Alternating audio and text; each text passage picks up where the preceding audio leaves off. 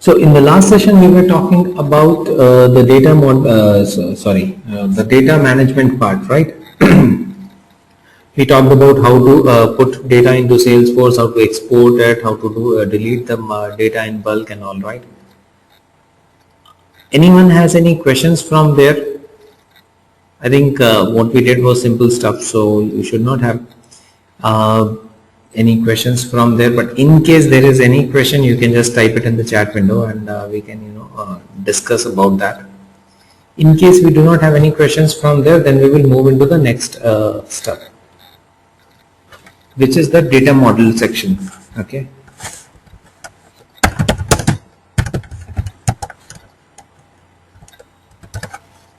So in today's session, what we are going to discuss, we will talk more about the components in Salesforce, right? So as we discussed earlier, I guess, that we can use the applications which are available in Salesforce as well as design our own applications, right?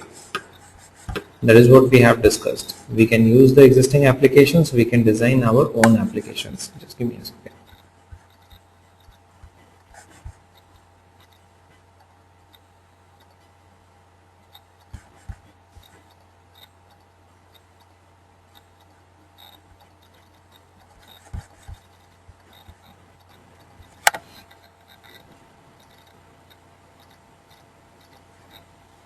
Right.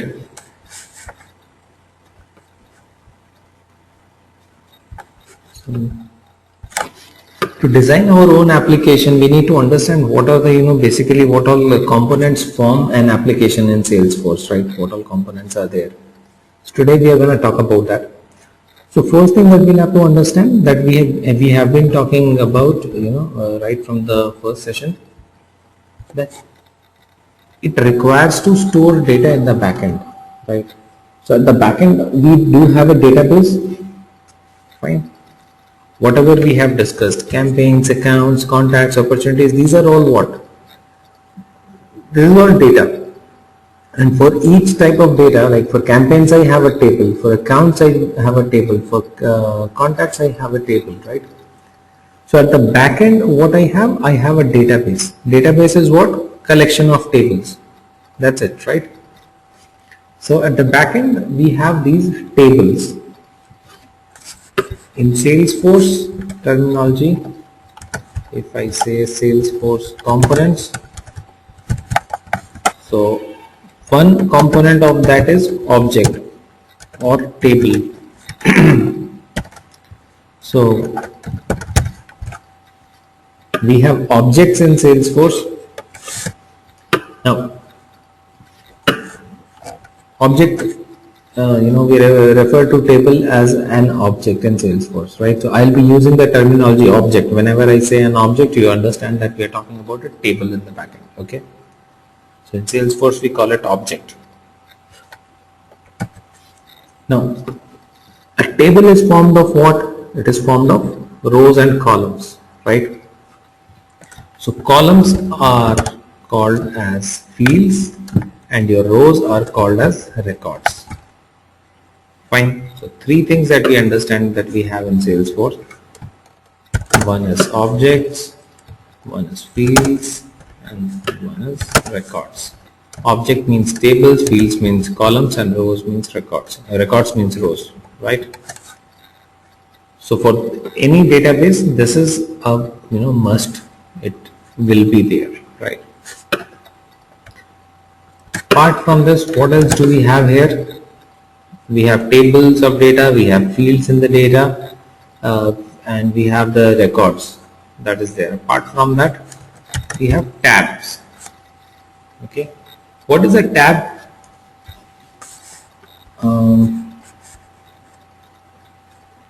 I think Vijay, could you please share your login ID password? I think you regularly share it.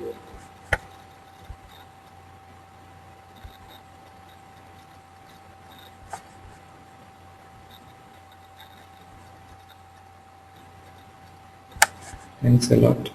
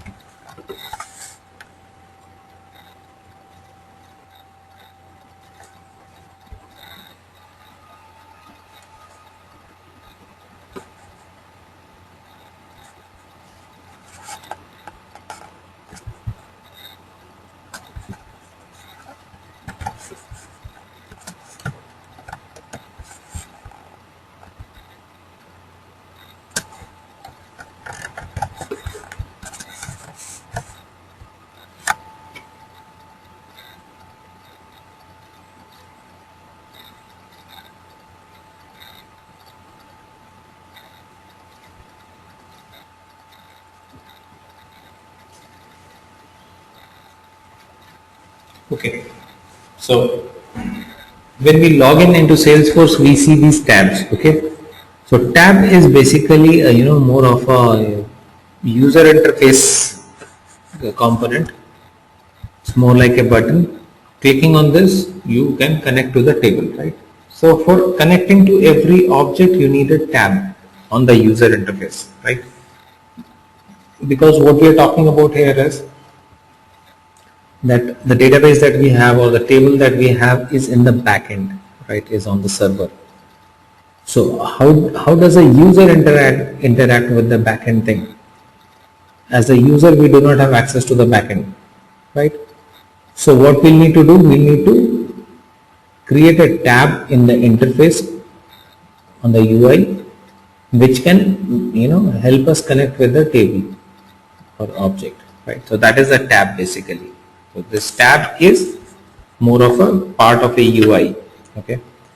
So we need to understand that a tab is different from the object. Account can be an object and you can have a tab for account. But tab is a different component and the object or the table at the back end is the different component. So that is about our things here. We have accounts, contacts, leads, opportunities, all these things.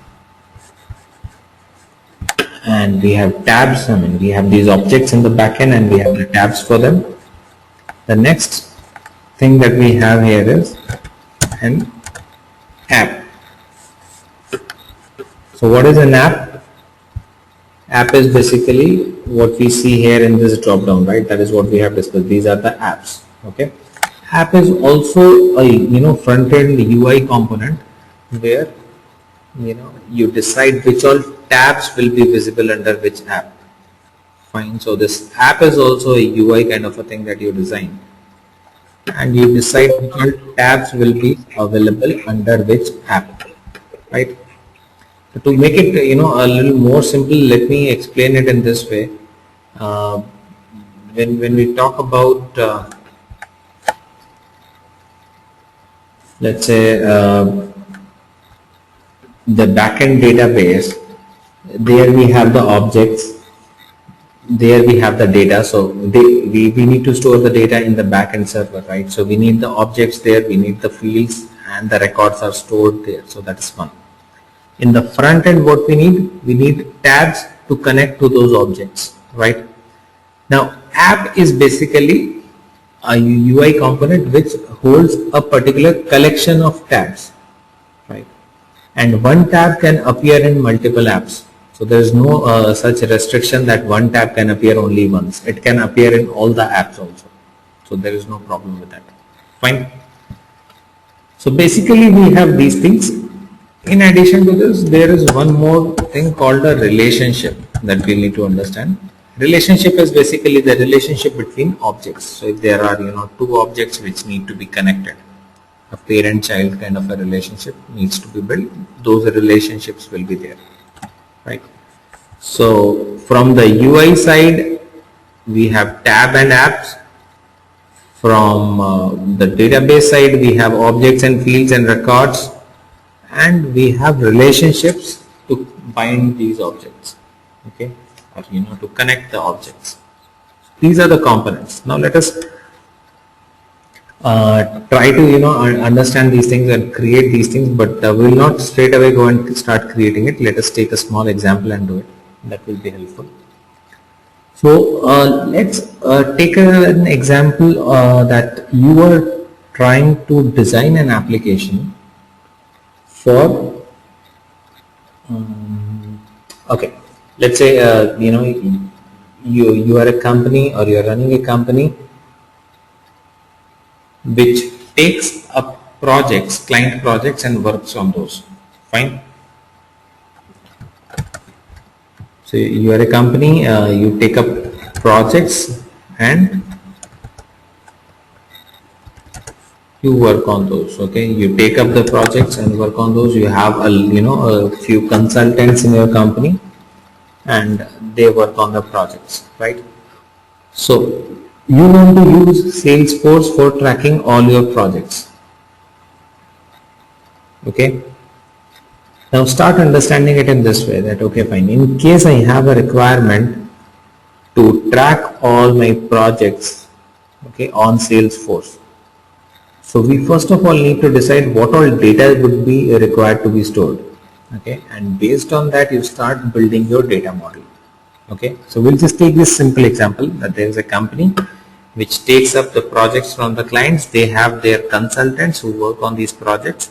They want to maintain all these projects thing. I have told you earlier that Salesforce is now not just a CRM thing. It can be used for maintaining employees details, vendor details, asset, financial, receivable, payable, whatever. So now today let's work on a small application where we design a project management application on Salesforce where you can maintain your projects. Okay. The moment you start designing an application, first thing that you need to do is open an Excel sheet. Okay. Now before we start creating anything on Salesforce, we need to do a little bit of planning, right? So what all objects we need to design, what all fields we need to design and all, right? So open an Excel sheet. First thing, that this project management app, let me call this as a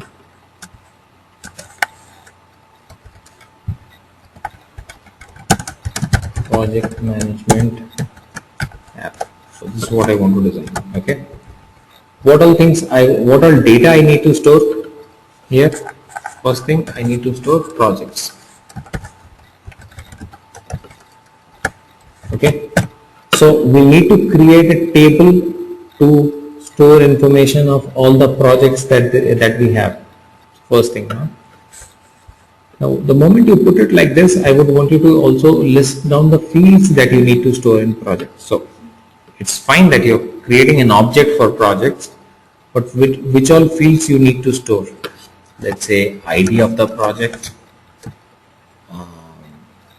if name is there, name of the project, start date,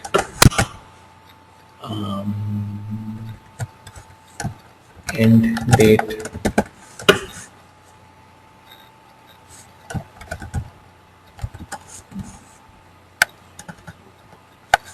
estimated time. Let's say these are the fields. Okay, this is the data that you want to store in this project object. Okay.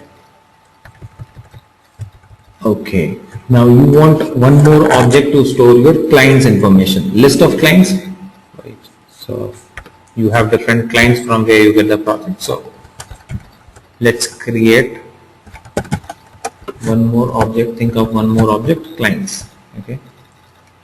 In the client, again we need an ID, we need a name of the client, we need maybe the city of the client, state of the client, and country of the client. Basically the address part, in case I have a phone number. Yep.